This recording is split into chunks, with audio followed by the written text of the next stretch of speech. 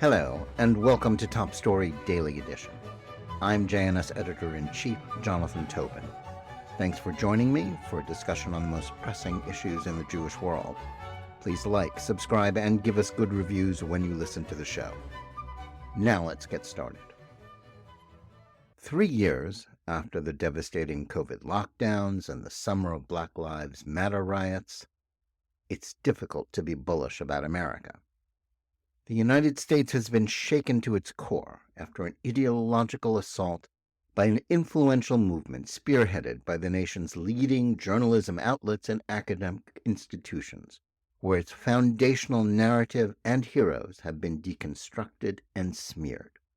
It is riven by partisanship that has now escalated to the point where members of both major parties take it for granted that the leader of their opponents should be jailed. Abroad, it is no longer respected or feared and seems to be on the way to being supplanted as the world's leading economic and military power by a Chinese regime that rejects everything American ideals have stood for. On top of that, the virus of anti-Semitism, though never entirely absent from these shores, is gaining a growing foothold in its culture and politics. So it's little wonder that some are beginning to think aloud about whether the assumptions about American exceptionalism no longer apply. Americans have always held to the notion that the United States was a unique experiment in Republican government and democracy.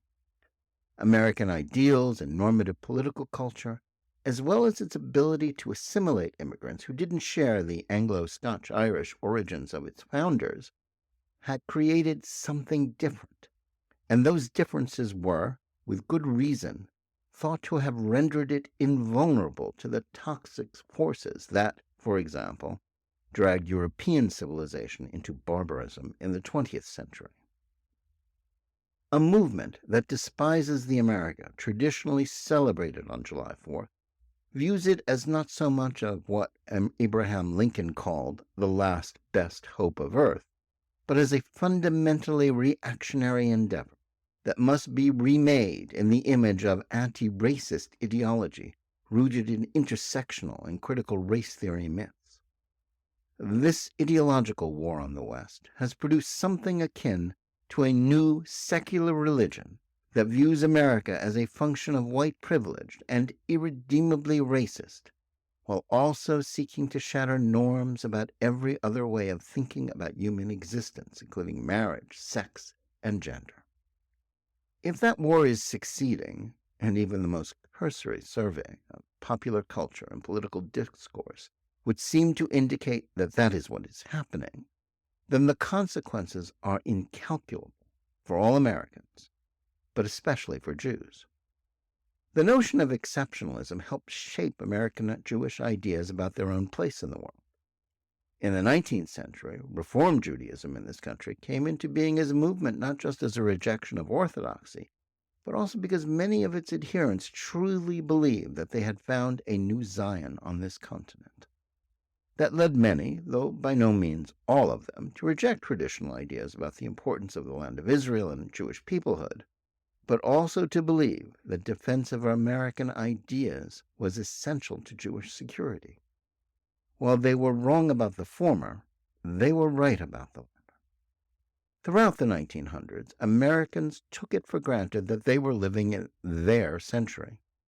It was an era marked by triumph in 2 world wars and 1 cold one that left some of them thinking that history, or at least our conventional way of thinking about it, had come to an end with the complete victory of their way of life after the fall of the Soviet Union. The Jewish component of this mindset was admirably summed up by Norman Podhoretz in his 2000 memoir, My Love Affair with America.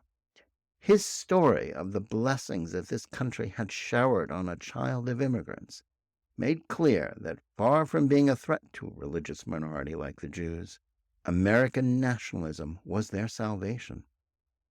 Jews weren't just at home in America in a way that they had never been in any other diaspora stop throughout the last 2 millennia. They had been welcomed and then accepted in virtually every sector of society, not on sufferance or because of the benevolence of a monarch, but as equals with the same rights as other citizens. On top of that, Americans, the most religious people in the developed world, were also uniquely supportive of Jewish nationalism and self-determination, leading them to support Zionism and the State of Israel and creating an alliance rooted in values as well as national interests. At the conclusion of the 20th century, Podhoretz rightfully saw that a strong America that believed in itself and its founding ideals was essential to the preservation of Jewish life both in the United States and in the Jewish state.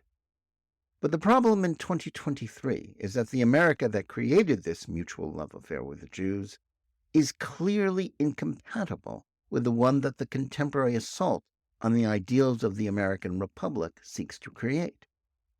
The attempt to replace them with a leftist creed that despises the founders and imposes twisted conceptions about race rather than the rights of the individual as the guiding force in American law and governance is one that threatens everyone. It also endangers the exceptionalism that has long protected and allowed Jews to thrive.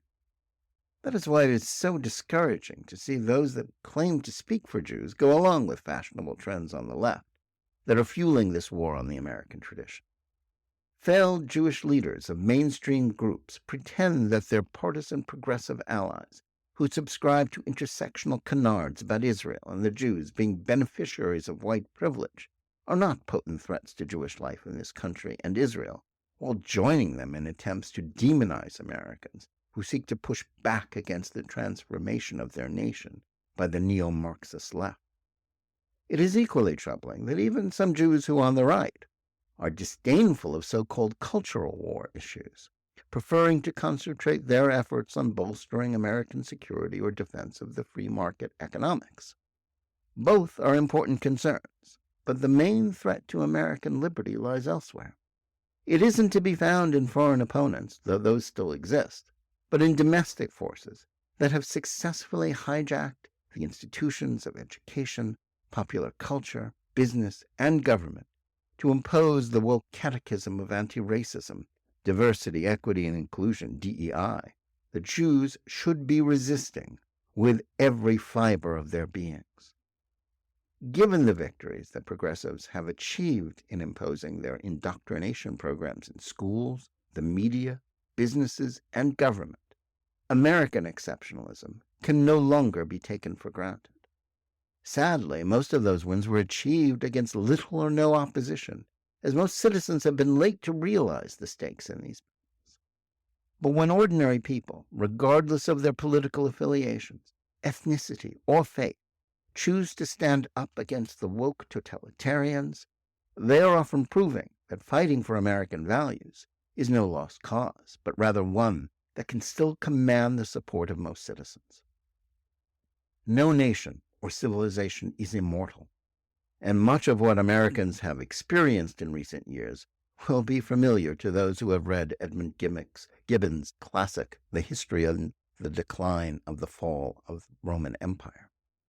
Yet, 247 years after its founding, the American Republic is far from dead.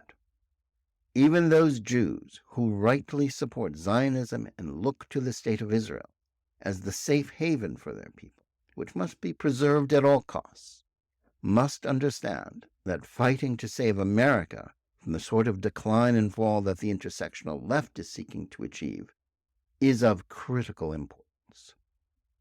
Though as imperfect as any other human creation, and sometimes led by fools and incompetents, the republic that came into existence on July 4th, 1776, has been a powerful and irreplaceable force for good in human affairs since then. Rather than torn down and reimagined by cynical progressive ideologues and their deluded followers, it must be loved and defended as the font of liberty today as much as in the past. This July 4th, Jews everywhere should pause to acknowledge a collective debt to this great nation and resolve not to let it go down without a fight. Thanks for listening.